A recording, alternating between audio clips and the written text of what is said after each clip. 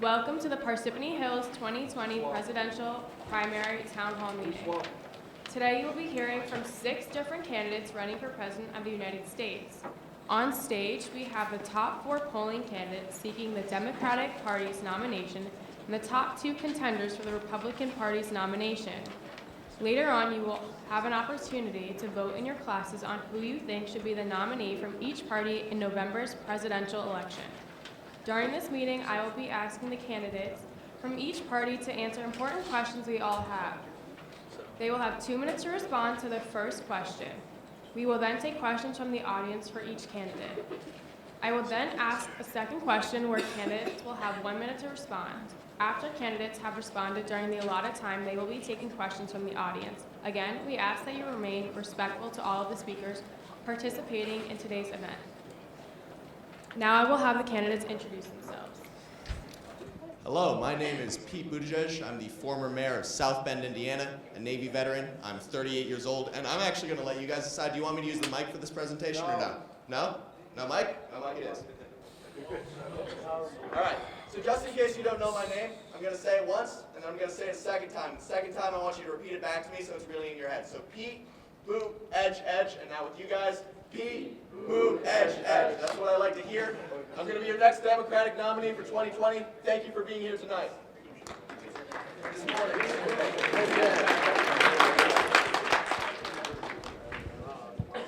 Good morning. My name is Joe Biden. That is J-O-E, Joe. And I am your 5th youngest U.S. Senator in the entire history.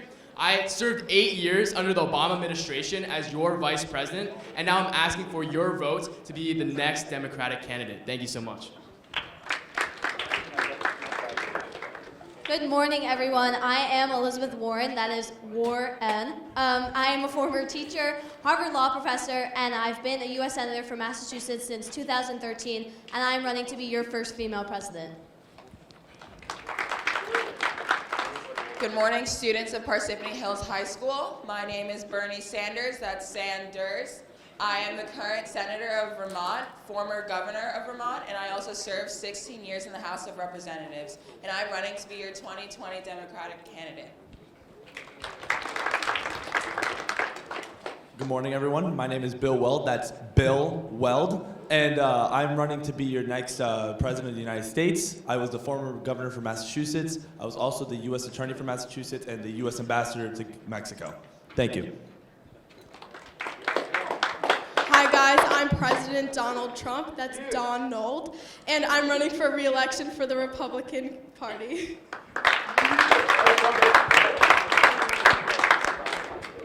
Each candidate will now have 2 minutes to answer the following question. Many Americans are frustrated by the political divisions in our country. What steps would you take to make our democracy work better, and how would you make them happen? Mr. Buttigieg, you now have 2 minutes. All right, so first and foremost, I'd like to clarify that before anything else, we're all Americans. It doesn't matter if you're black or white, gay or straight, Democrat or Republican. What matters is that you want what's best for this country. But that being said, it'd be naive to believe that we're not in one of the most divisive moments in our nation's history right now. Our president is pushing people further to the left and further to the right. And in response to this, the Democratic Party has decided to run candidates like Sanders and Warren, who are extremists, also pushing people further to the left and further to the right. That's why my campaign is based on centrism. It's based on moderation. It's based on you guys. It's based on what the people want, and not just what the uber wealthy want or the uber vulnerable want. I was in the military for a time, and while I was in the military, I learned that it doesn't matter whether the person to my left, to my right, is a Democrat or a Republican. What matters is that I know they have my back. I know that they're an American with me. And I want to bring that feeling back to you guys. I want to make you guys feel like the person to your left and to your right has your back, no matter who they are. I want to make you guys feel proud to be Americans and feel obligated to help almost the Americans around you. Because we're in this together, and I want to fight for you. As a moderate candidate, I'll propose ideas and I'll communicate with the other side. In fact, there won't even be another side. There'll just be one side, Americans. We'll come together. Instead of burning bridges, we'll build them. Instead of arguing over ideas, we'll compromise and make new ones. We'll be whole again. We'll be united again. And that's what I can promise you if I'm elected President of the United States. We need a strong, confident leader for this country right now, and I am that strong, confident leader. So vote Pete Buttigieg as the 2020 Democratic nominee for president. Thank you.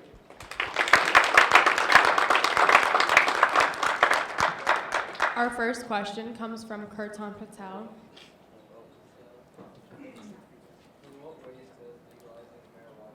You can use the mic. So in what ways does legalizing marijuana benefit our country? All right, so many ways you guys have no idea. First off, there's the medical reasons, right? So medical marijuana has been shown to have serious benefits, especially for certain mental illnesses such as anxiety or depression. So that in and of itself is a good thing. Second, there's the tax reason. We all know that we have a debt crisis right now. It's just being exacerbated by Trump and will be exacerbated by some of the other policies being proposed here. But if we add in a new source of revenue to tax, like marijuana, it helps out with the crisis. Third off is the criminal justice issues within our country. Right now, the United States has the highest incarceration percentage out of any country. That's beating out countries like Russia and China, which is just embarrassing because it's Russia and China.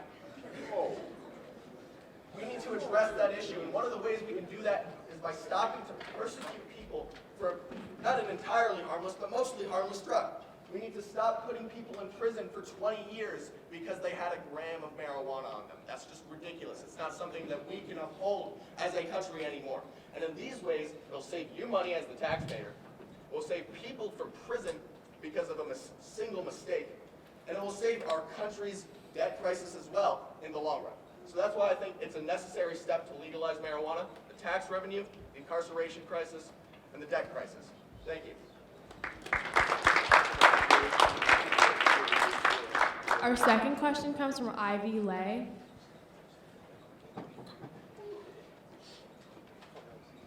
What are your concerns about the increasing rate of depression and anxiety in public schools? Okay.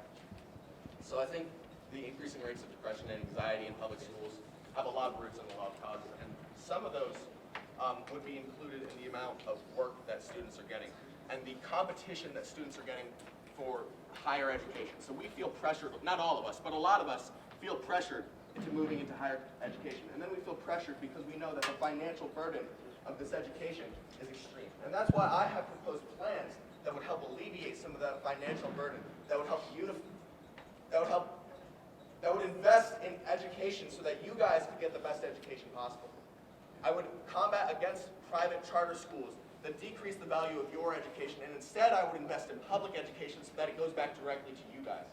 I would invest in a system in which individuals who want to go to college are supported by the government up until the point they could pay. So if this wouldn't apply to the uber wealthy billionaires, it wouldn't be free education for all like Sanders and Warren are proposing, because the uber wealthy billionaires and millionaires don't need it. The people who do need it are people like you, people in the middle class, people who can't necessarily afford to go to college because their daddy makes a ton of money. So my plans are looking out for you. They're looking out for the education of the common man. They're looking out for the education of everyone all the way up from K to 12. I plan to invest in you. I plan to invest in this country. I plan to invest in education. I plan to invest in the future. Thank you for that question. It's a great question. Thank you. Mr. Biden, you'll now have 2 minutes to respond. I understand your frustration with this current political divide that Trump has helped to insinuate in our nation. You have Trump representing the top 1%, saying that Mexicans are rapists, African Americans cause the majority of white American deaths, and saying that immigrants are animals. How is this a president that actually heals this divide so rampant in our nation?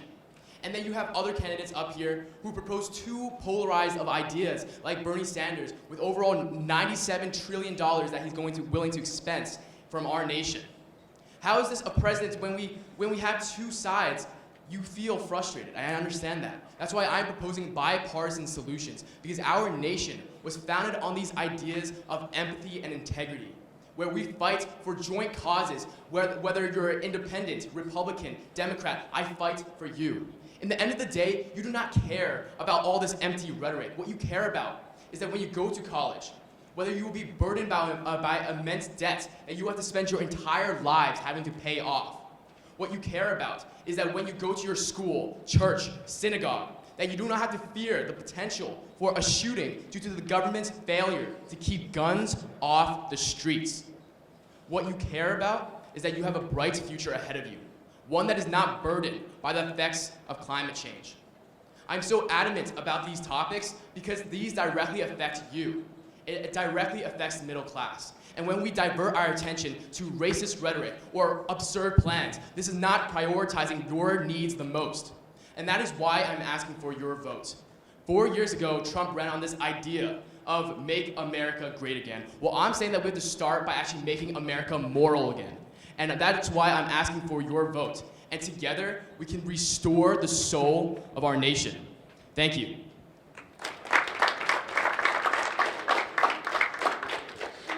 Our first question comes from Taylor Zitelli.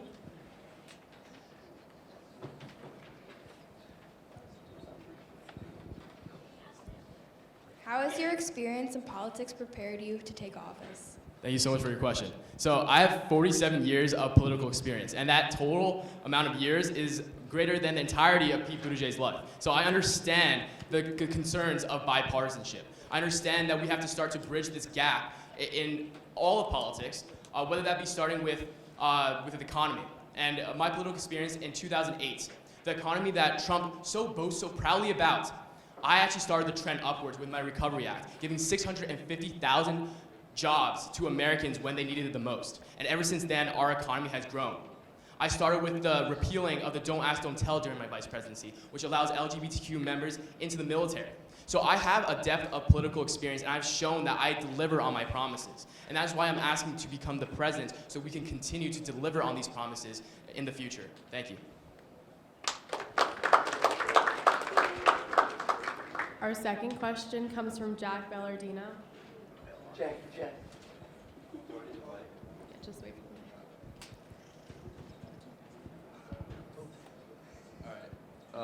Joe Biden, if you were president at the time, Please what would stand. you have? All right. Joe Biden, if you were president at the time, what would you have done in the Soleimani case? Thank you so much for your question, Jack. So, with the Soleimani case, our whole nation was founded on these ideas of diplomacy, where we talk to another nation instead of pointing a gun at another nation and expecting them not to retaliate. When Trump so irrationally shot that missile and killed Soleimani, what we deliver to other nations is that we cannot be trusted. We break our promises. And that is why I'm advocating, if I was in his position, I would have worked with diplomacy rather than pointing a gun at another nation. And I've proven myself to do so by, during my vice presidency, actually passing with the Iran, the country, a nuclear trade deal where they stopped their nuclearization program. And this would have helped protect every single person sitting in this room. But what Trump did when he just irrationally shot a missile was that he broke this treaty. He hurt your protection without even thinking about a potential solution, an alternative for that treaty. So now we have no treaty. We are in danger. We have no diplomacy. We can't even be trusted. And that is what Trump has done. And that is why in the presidency, I would have not done that. I would have worked through what our nation was founded upon, diplomacy. Thank you. Thank you, Senator Warren. You'll now have 2 minutes to respond. I am honored to stand before you, to represent you.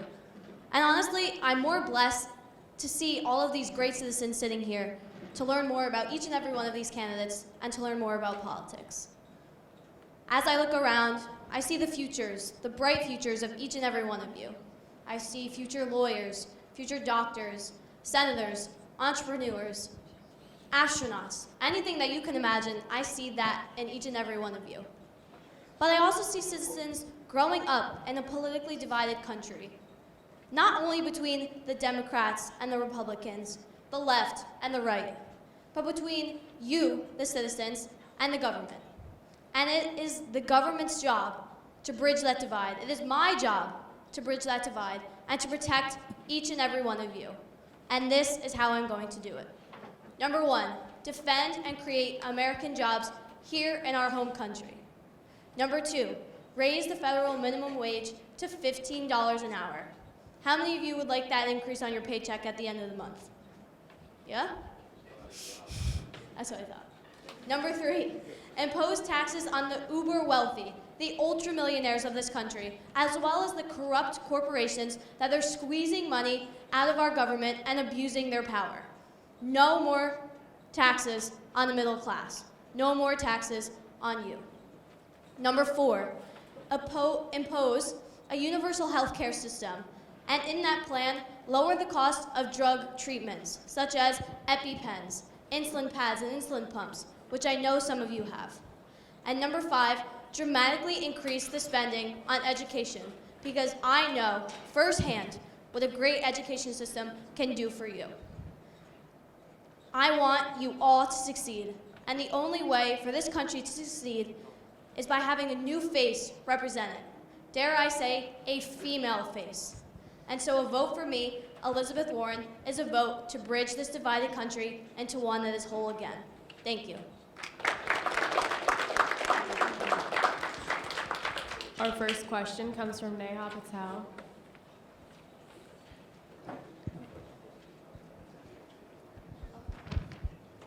So, what are your views on women who sacrifice in past and now when it comes to family? How are you going to portray women's character upward by giving them respect they deserve? What are you going to help middle class people when it comes to economy, and are you going to make every status equal? So that's kind of a two-part question. Thank you for your question, which allows me to talk a little bit about my background. So I have 3 brothers, all of whom have served in the military. I dropped out of college because my family couldn't afford it, because I was a member of the middle class too.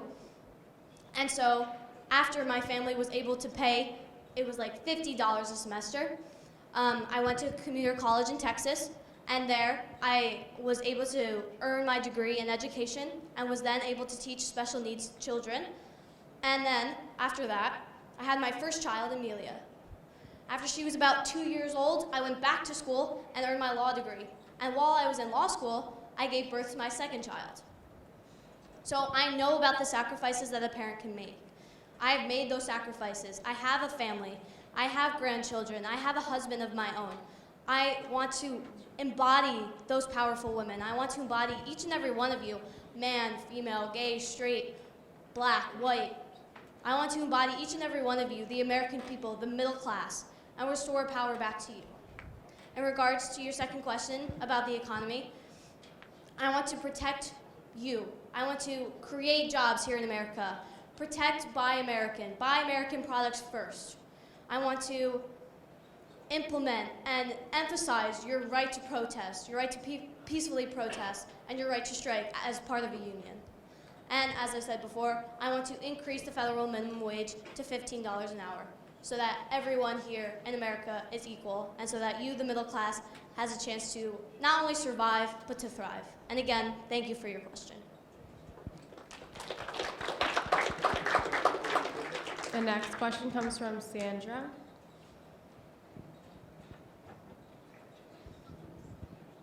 How do you feel about minimum wage, and what will you do about it? Okay. So, as I just talked about at the end of my last question and in my speech, I am in favor of raising the minimum wage to $15 an hour.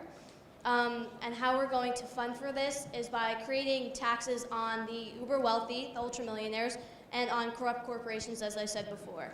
So corrupt corporations like, let's not say corrupt, corporations that make over $100 million in revenue, such as Amazon. Amazon this year, as of 2019, had about $10 billion, that's billion with a B, $million in revenue, and paid $0 in federal income taxes. And I think that is completely unjust because it falls on you, the middle class. And so on every company that has about $100 million in revenue, there will be a 7% tax on every dollar above that $100 million. In regards to ultra millionaires, there will be a 2% tax on every family that has a net income of about $50 million, and a 6% tax on every family that has a net household income on $1 billion. And so with this money, we will be able to fund for things like the minimum wage of $15. We will be able to fund for things like free public college for all, universal health care, and this is how I will fund for most of my plans. And again, thank you for your question. Senator Sanders, you'll now have 2 minutes to respond. So to start, I would like to thank all of you for coming to this town hall meeting and learning about the candidates and our policies, because honestly, at the end of the day, it's your vote that's going to be securing the future of our nation, so thank you. But to answer the question, yes, it's true, America does have political divisions. However, my team and I have come up with an agenda that most people can get behind. For instance, I talk about raising the national minimum wage to a living wage of $15 per hour. And by a show of hands, how many would be opposed to making more money for the time that you put in? And if you look around, this is still a pretty diverse crowd, and yet this is an issue that the majority of us can still agree to. I also talk about criminal justice reforms, and despite your political party, it doesn't change the fact that the United States has the highest amount of people in prison and incarcerated. And the majority of these people are from minority groups, which clearly emphasizes for a second look at the way our criminal justice system works. Lastly, Republicans and I may have differing views on how to handle the issue of gun safety. However, there's no doubt in my mind that when yet more news about yet another mass school shooting breaks, yet more of our children innocently dying, our fathers, mothers, brothers dying innocently, hearts around America are broken. And I think it's time for us as the American people to come together and make these gun safety laws instead of sitting back and listening to the NRA. So all in all, people may not agree with me as a person, yet I think it's time that it only makes sense for us to come together in unison with laws that we can all agree to despite our political party. So make sure to vote Bernie Sanders 2020. Thank you.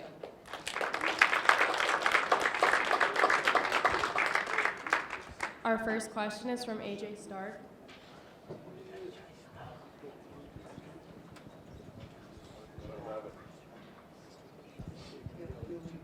Okay, so your Medicare for all will cost around $32.6 trillion in taxpayers' money, and only taxing the wealthy will not cover all the costs. So where will we get this money from? Thank you for your question. So, at the end of the day, I think healthcare is a human right, and everyone should be granted healthcare no matter their income. It's true, I will be making taxes more proportionate. However, that doesn't necessarily mean that I'm raising taxes for everyone. Now there's a cap for the millionaires and billionaires of the world, and if you make over $500,000, you pay a set amount, and I'm going to make these taxes more proportionate. In the long run, this isn't going to all happen if I'm elected. It's going to take over the span of 4 to 10 years. And honestly, we're paying less than we are now because we won't have to pay these co-payments, premiums, deductibles. So taxes may be raised for some people, but again, in the long run, we're still going to be paying less. But thank you for your question.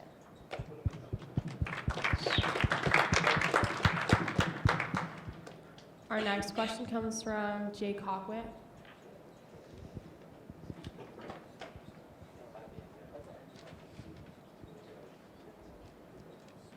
As I'm sure you know, many developed nations have made clear efforts to combat the pollution of our planet, yet the United States seems to be lagging behind. What do you plan to do to combat this?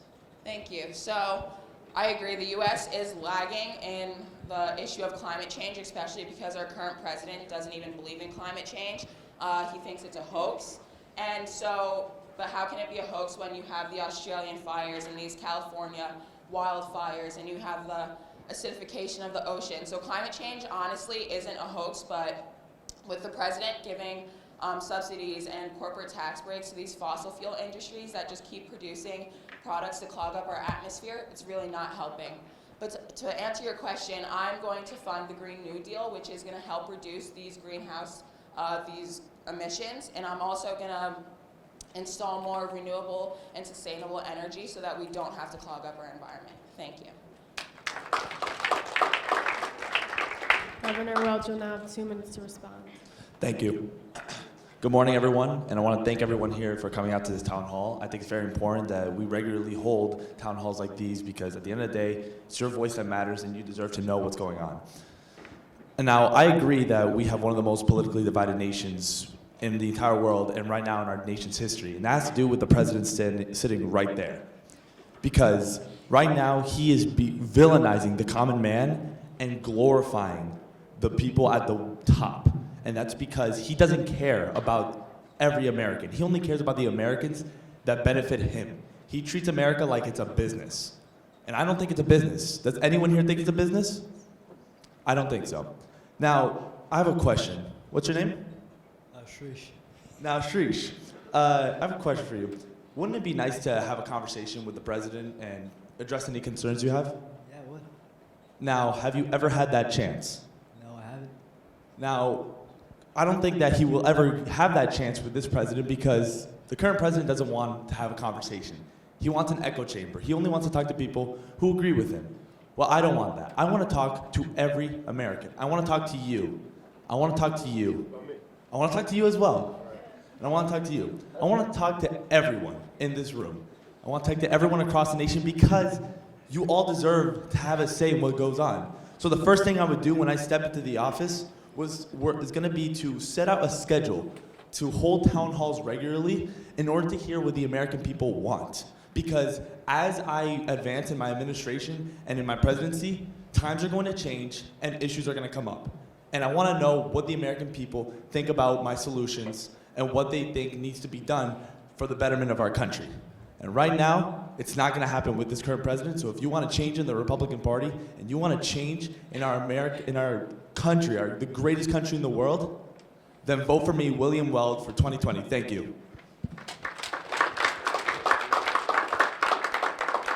At this time, we'll be taking questions from the audience. If you have one, just raise your hand.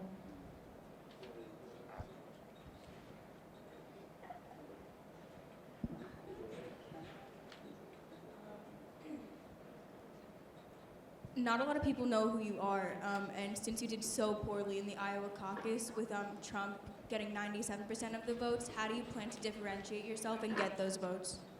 Thank you for your question, and it's a question that I really should address, so thank you. I think that if we all remember back to 2016, I know it seems like a lifetime ago, but in 2016, Trump was way behind on all the polls. No one ever thought that he would be president. No one. I didn't think he was going to be president. I abruptly said he wouldn't be. And now, look at him. He's running for a second term. So to say that just because someone's behind on polls and they're not doing too well at the very moment doesn't mean that they cannot succeed. Because at the end of the day, America's been founded on the land of opportunity, the land of the free, where you have a chance to do anything. And I feel like just because right now the statistics say otherwise, that I can go ahead and be able to beat Donald Trump, because right now someone has to do it, and I know I'm that someone. Thank you. Any other questions for Weld at this time?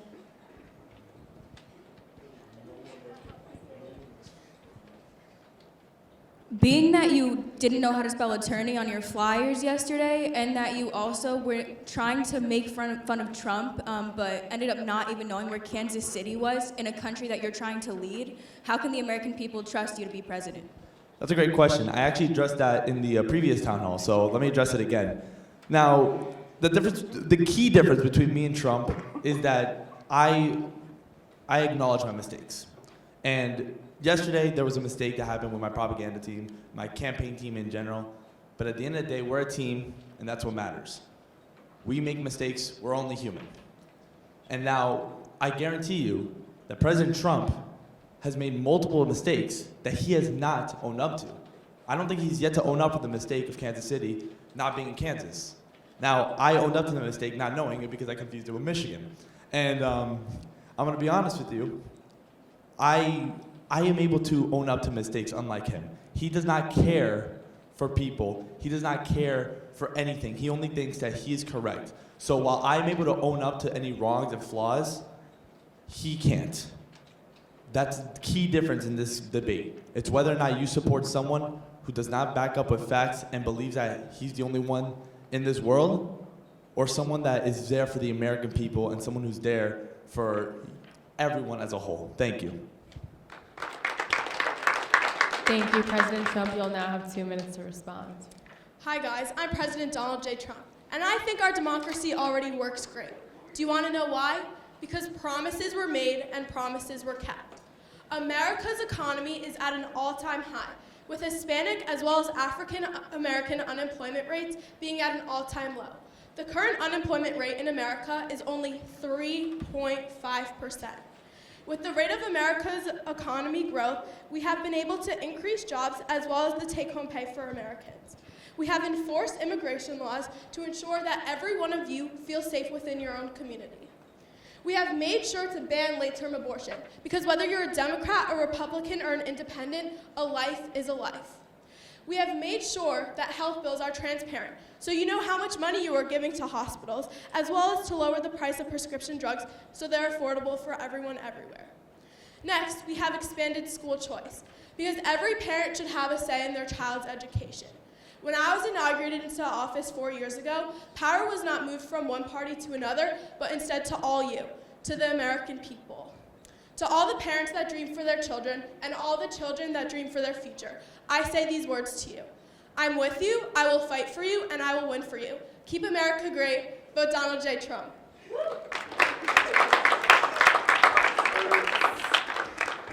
Our first question comes from Marissa Baker.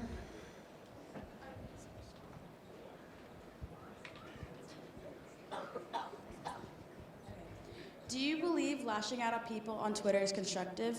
Your wife has a campaign to be your best. Doesn't that apply to you as well? Thank you for your question. So I use Twitter as a platform to get to people.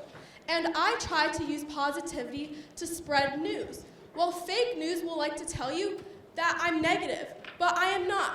At the State of the Union address, I was talking about veterans, about the military, and the Democrats, Nancy Pelosi, ripped up my speech. That's disrespectful. I like to spread positivity, unlike the Democrats. Thank you for your question.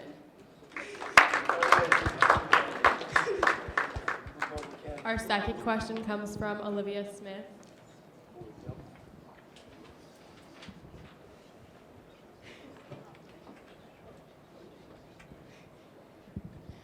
As the debt continues to rise, do you plan on taking any actions to get rid of the debt?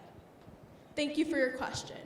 So the actions I plan to take to get rid of our debt is to make tax cuts on corporations. When we make tax cuts for our corporations, they're able to make more money, then hire more people. When we have more people employed, we're able to take that money and budget that into our national debt. So as our economy thrives currently under me, we're able to help allocate the money to get rid of the national debt. Thank you. Vote Donald Trump. We will now move on to the second question. If elected, what would be the first problem you would try to solve after you have been inaugurated as president in January? Just a reminder, candidates will have 1 minute to respond. Mr. Buttigieg may begin. All right, so to answer this question, I need to look a little bit in the future. So how old are you? Yeah, 15? How old are you? 15? How old are you? 17? How old are you? 17. So we got a pretty young crowd. And in 30 years, hopefully, you guys will still be around. Maybe you'll be traveling. Yeah, right. Maybe you'll be traveling the world. Maybe you'll be getting a job. Maybe you'll be starting a family. It doesn't matter. What matters is that you'll be here. But top scientists around the world are saying that if we don't act to address climate change right now, we might all not have another 30 years. Now, I'm 38. I'm in this with you. With these candidates, Joe Biden here, he's 77 and thinks video games cause violence. Warren here is 70. Bernie's 78 and just had a heart attack. Justin Bill, he's 75 and has gray hair, looks like my grandpa. And this is Donald Trump. He's 73 and has fake hair. So they're not going to be here in another 30 years. They're not going to live through this with you like I am. And that's why, when I'm elected president, the first thing that I will do is rejoin the Paris Climate Accords. I'll reinstate the U.S. as the global leader for climate change initiative, and I'll lead through example because the U.S. is the shining beacon that the rest of the world needs to follow. And it doesn't matter who emits the most carbon. What matters is that by 2050, we will emit the least carbon. Hell, by 2040, we can emit the least carbon. In addition to this, I've imposed the Green New Deal plan that I have, which would invest billions of dollars into green infrastructure within our country. This would take money out of the corrupt fossil fuel industry and work towards solving the problem of climate change within our own nation and abroad. In addition to saving the environment, it would employ millions of Americans, drastically improving our economic output, and it would personally help middle-class Americans, such as yourselves, to get jobs. So, not only would we be saving the world, which is a pretty hefty feat in and of itself, we'd be saving the American economy, we'd be saving the people who live on the world, and we'd be saving ourselves. because we want another 30 years. They don't have it anyways, but I'll be there with you to go through it. So vote me, Pete Buttigieg, for a better, stronger, brighter, cleaner future for America and for yourselves. Thank you.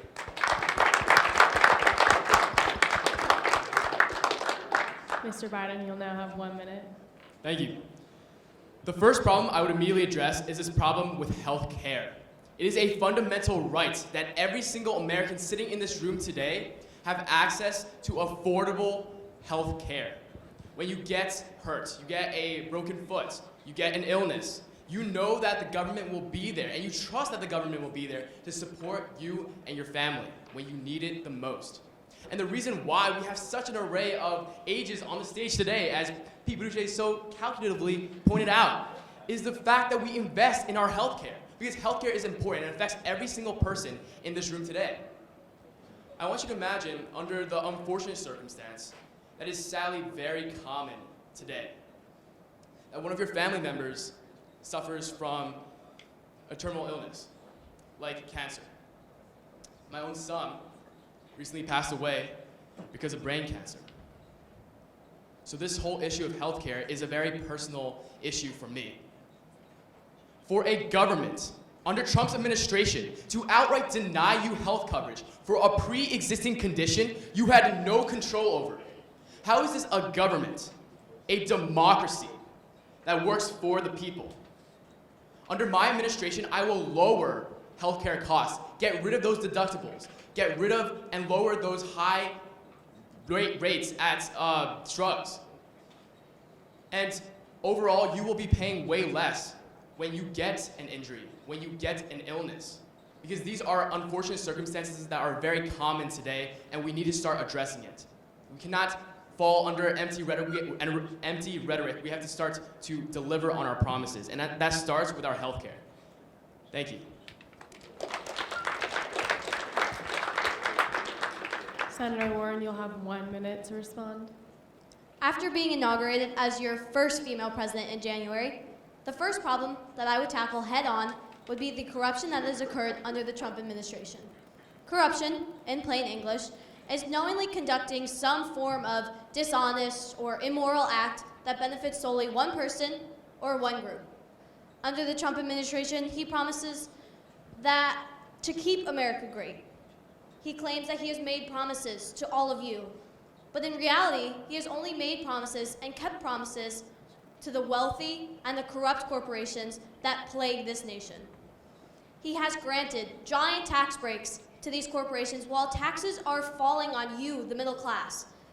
And as he previously just answered, he plans on creating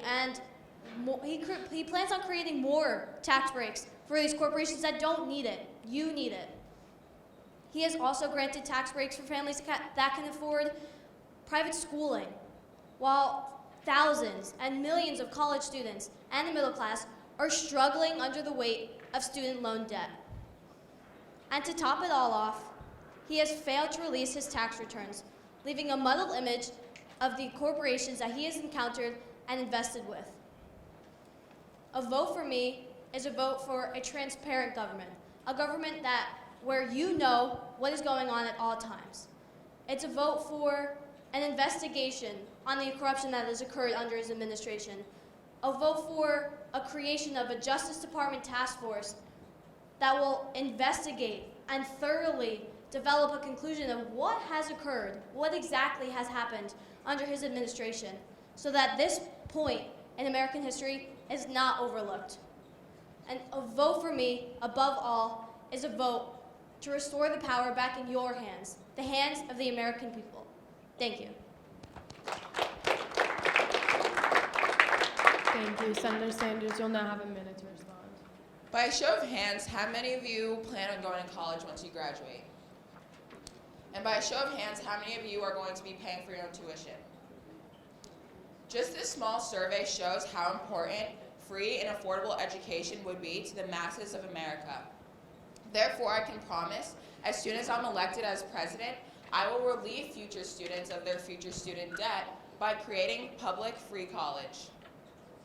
America is the land of the free, and students like yourselves cannot be free when you have hundreds of thousands of debt tied to your name. Students like yourselves cannot be free when you're deterred from going to college and following your dreams because you can't afford it. With a national average of college costing around $47,000 a year, we're wasting talent and prodigies all around our nation, and I think it's time that we give everyone an equal opportunity at a more successful life. The tax breaks that Trump is handing out to large corporations equate to over $2 trillion, in which 83% of this money goes to the top 1%. This means the top 1% is thriving and flourishing as you are failing to pay off your student loans and honestly drowning in debt. Therefore, I think it's time that we start thinking of the future lawyers and doctors, scientists, teachers of our nation, and instead we fund higher education more adequately instead of punishing people for wanting to follow their dreams. Thank you. We'll now hear from Governor Weld. You have 1 minute to respond. Thank you. Now, by show of hands, I just want to see real quick. Who here likes being told what to do? Interesting. Now, by another show of hands, who likes making their own choices and individual decisions? So it's very clear that by just a small sample size that people like making their own choices because by human nature, we have free will. We have individual choices that we'd like to make. And right now, under our current administration, we don't have that choice. President Trump makes those choices for you because he believes that everything he does is right. And that simply is not the case. I've already addressed in my first speech that I would make sure that I would have your input. But that's just not enough. What I would also do is to start being able to look at every person, not just one person from one certain group, everyone, and help them make it through a tough world. I'd make sure that I would deregulate businesses to help them be able to thrive in our society. I'd make sure that those who can't help themselves and are struggling financially, that they would have someone like me to have their backs through welfare programs. I would make sure that the power is back in the hands of the people as our founding fathers wanted it to be. Right now, the power that you guys should have, President Trump has pocketed it, kept it for himself, and thinks it belongs to him. And that's not true. And I don't think anyone in this room thinks that it belongs to one man. It belongs in the hands of the people, of Americans. So if you want someone who holds your hand the entire way through and just completely makes choices for you and gives you no individual liberties, then vote for President Trump. But if you want to make your own choices, live your own life, and know that any decision that happened was by your hand, then vote me, William Weld, for the presidential nominee for the Republican Party 2020. Thank you. Thank you, President Trump. You'll now have 1 minute to respond. Unlike these other candidates up here, I would be reelected into my second term. And I'm going to deal with an issue that is happening in America right now. And that's our issue with immigration. In the United States, there are 12.5 illegal immigrants. That is a $116 billion deficit on our economy. They're taking money that can be put into your pocket. In Texas alone, there are 1.25 million illegal immigrants. 600,000 of them were charged with felonies. When I was inaugurated into office 4 years ago, I promised that we would build a wall, and that we have.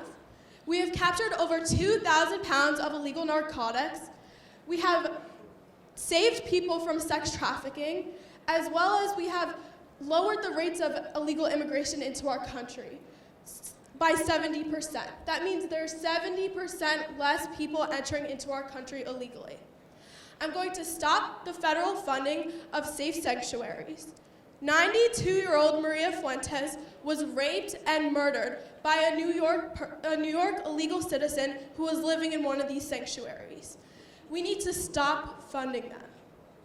But don't let fake news fool you. I'm pro-immigration, as long as you do it the right way. Keep America safe. Vote Donald J. Trump. Thank you.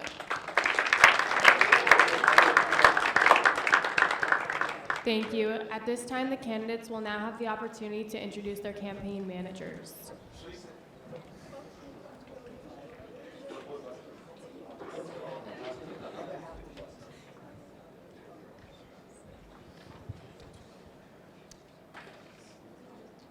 This is Anton Lazaroff. Make the right choice. Buttigieg 2020. He's my campaign manager. This is my campaign manager, the enchantingly benevolent Hyungjung Kim. Good morning, and make sure to vote for Biden. Good morning, everyone. This is my stellar campaign manager, Colin Smith. Thank you all for coming. Vote Elizabeth Warren. This is my great campaign manager, Maya Solanki. Make sure to feel the burn when you're voting. This is my campaign manager and best friend, Sri Subramanian. Hello, vote Weld. This is my great campaign manager, Kelsey Mogan. Keep America great, Trump 2020.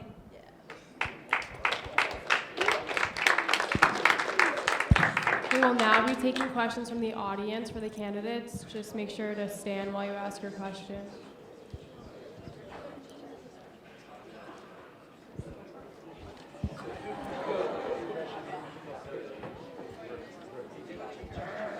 I have a question for Bernie Sanders.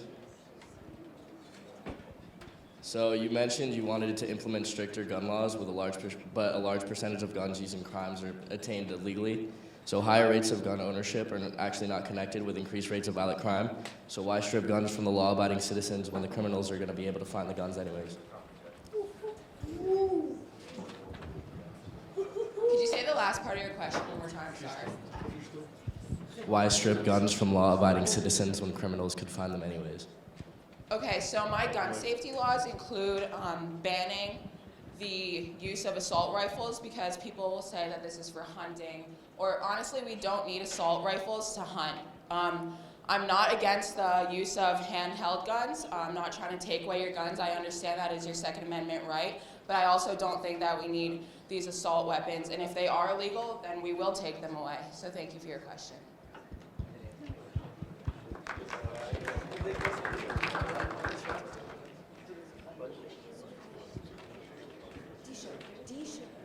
We'll take one more question.